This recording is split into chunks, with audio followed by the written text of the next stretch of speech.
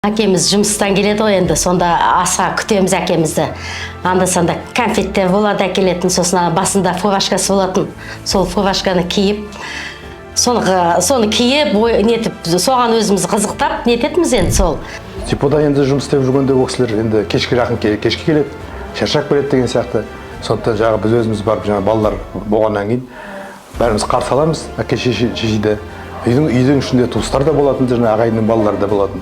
Содан біз қызығып, формасына қызығамыз, кителіне қызығамыз, сосын жаңағы фуражкасына қызығып, фуражкасын киіп аламыз. Жақсы бір мерекелер болған кезде, жақсы бір не болған кезде деподағыларға ептеп бірдеңелер, продукты беріп тұрады.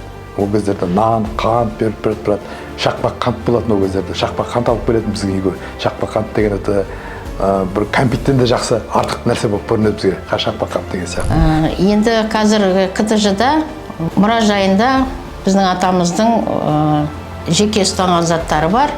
Және де орден медальдарын, суреттері бар, орден медальдарын бердік.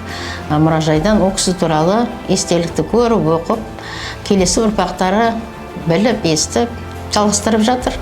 Темір жолда қызмет жасағанда ол кісілерге де кейіннен де мынау темір жол уақыты празднигі болғанда ол кісілер де ұмытпады. Темір жолда да әр уақытта темір жол болғыларды собранияға шақырып тұрды. Сол біз әкемізге әр уақытта да ризамыз. Соғысқа барып бізді, елімізді бәрін құтқарып, аман-есен етіп, бізге бейбітшілік өмір сыйлаған кісілер. Соғыс ардагері жалғыз ғана менің әкем емес, сол соғысқа қатысқан кісілердің бәрі осы Қазақстан бойынша, біздің СССР бойынша сол кездерде сол соғысқа қатысқанның арқасында сол жеңіске жетіп келген кісілерді әр уақытта біз ұмытпауымыз керек.